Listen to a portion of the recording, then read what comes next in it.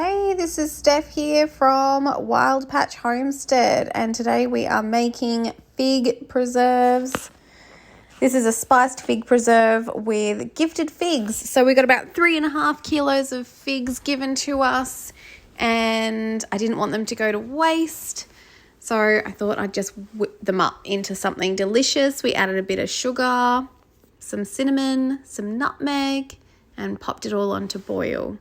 Now, I water bath canned these jars so that we could have shelf-stable fig preserves for later. And so we just got that heating.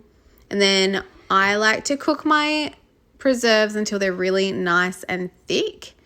So it won't set like a jam because I don't add enough sugar. But it does get still really nice and thickened up. So here I am using my Fowler's jars. I also use a couple of ball jars, so I have different varieties of jars.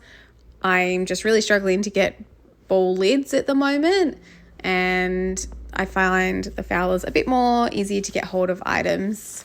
So anyway, that's me getting that all in there. I use the knife to get the air bubbles out, and then I have a tool to check the headspace to ensure that that is at the right amount. For this one in particular, it was 1/4 inch of headspace. So here we are getting the next jar ready. You really can add more or less sugar. It's not really there as a preserver as much. I mean, it is to a little bit, but for us, I do it more for taste because we will go through this pretty quickly. In our family, we love things like this on porridge and yogurt and things like that. So I don't add very much. I prefer the fruit to really, I guess, be the sweetener. And I use nutmeg and cinnamon, but you could add mixed spice, allspice, cloves, whatever taste tickle you fancy. I think even a bit of ground ginger would be quite nice in this actually. But there we go. Checking the headspace.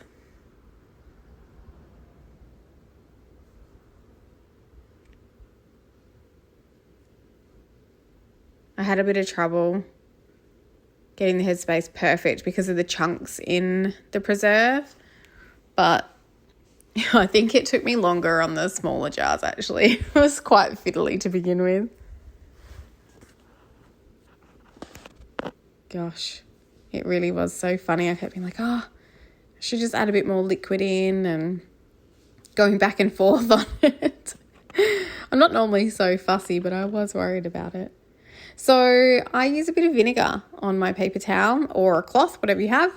And on the Fowler's, I make sure the rings are really clear of anything, especially anything with sugar in it. It just becomes extra sticky and can really impact the seal. So the rings are cleaned really thoroughly, and the top of the Fowler's jars, and then the ball jars, it's really important that the top are the ones that are cleaned really well, because that's where the seal is from the lid. And you need to make sure the lids have a really good clean, like the orange rubber ring. It looks really nice and neat and clean, no cuts or anything, and in good nick, really, basically. Same for the Fowler's rings. They say that they're like a one-use thing, but I honestly do reuse. It's too expensive if I have to keep rebuying. Same for the lids for ball. I'm really struggling to find them. I was just getting them from Big W before, whereas now it's just really hard to find them for where I live. I live regionally, so it's not always easy just to pop down to the shops and grab something. Whereas with Fowler's, I can still get things from IGA here, so that's a bit of a win. Okay, now with the Fowler's lid, so actually with the ball jars, you would have saw I just tightened up the rings finger tight, so not too hard. I think I redid one of them actually because I did it a bit tight the first time. With Fowler's, they have the ring, the lid, and the clip. The clip needs to be centered properly, so I'll show you here. There's actually a line, and so when I was first starting out, I found it a lot easier to try and line the clip up with that. just as a bit of a guide. So yeah, a bit handy to have that anyway. Beautiful. There we go. All ready to go into the water bath canner. So by this point, the water bath canner is going to be nice and boiling. Just lower them all in.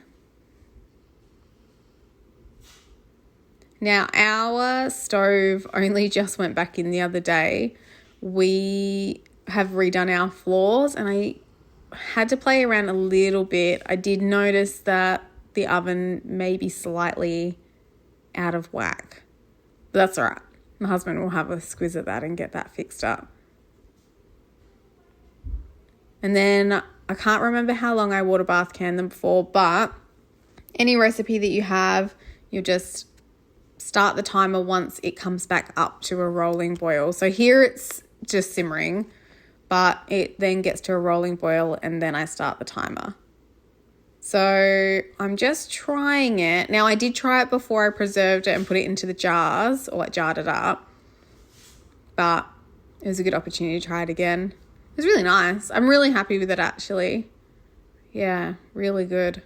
So while I'm waiting for everything to get going, I may as well do something else while I'm in the kitchen. And these tomatoes were not far off going bad. I had a couple go bad that I had to pull out, but I wanted to capture the rest of them before they turned. So I decided to put them into a pickling brine, just a fridge pickle, so they don't need to go in the water bath canner. I mean, although I could have put them in at the same time, to be honest, because they get processed very similar time frame. But in this case, I just wanted to get them off the bench. I think I was just showing there that it's now up to a rolling boil, and so the timer starts. So back to the fridge pickles, I have got my very fancy measuring cup out. And this one's just, there's a little bit of white vinegar left, so I threw that in. And then I had apple cider vinegar in my pantry, so that went in as well. I don't really have a preference. I like both types of vinegars. They both do the job. They both preserve whatever I'm pickling. Makes a lovely brine. I do think sometimes the apple cider vinegar has a different flavour profile, and so depending on what you're kind of wanting, you can play around with them until you find something you like. My brine is always 2 parts vinegar to 1 part water. So I'm just getting the water out the fridge here. I don't generally use tap water. I will usually use filtered water, or I will use, sometimes if I'm organised, I'll get water the night before and run it through the kettle and sit it on the bench overnight, so it's kind of distilled in a sense. Okay, so this one I'm adding some raw sugar to it. If you've got honey, you can add that as well as a sweetener, or you can just completely leave it out. It's totally up to you. This part is just flavouring, basically, however you want to flavour your pickles. So I always do a little bit of sugar, a little bit of salt, and then I added 2 tablespoons of sugar this time, because I don't know if the jalapenos are going to be hot or not, because they're from my garden and some are really hot and some are just not. And now you just pop it on the stove until the sugar and the salt gets all mixed through. And then I just put it to the side to cool. So I don't really like pouring hot brine over the vegetables or whatever it is I'm pickling. It can partially cook them, and I find that they are just crunchier or crispier or just feel a bit fresher, to be honest, if I put a cooler brine over the top of them. Okay, so now our water bath is done.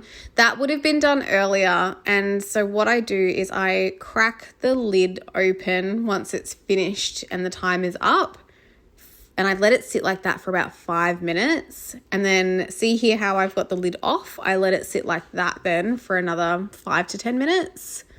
I just like to really slowly bring that temperature down a bit before I pull them out. And this way it can prevent jars breaking and the temperature really changing so dramatically. You can also get siphoning, I believe. I haven't had it because I've always pretty much done it really super slowly, so I don't ruin anything. I'm just really pedantic about it. Done. Feeling really good about that, and I've got some beautiful fig preserves to put into the fridge for us to enjoy. This will probably be used on porridge. We eat a lot of porridge in our household, and that's probably what we will use it for. I'm not really too sure what other people use fig preserves for. I didn't really turn it into a full jam. You can see like it might set a bit. It's got quite a bit of structure to it. And that's still like quite hot. Anyway, keep you updated, but at the moment, it's gonna go on porridge. Thanks for watching.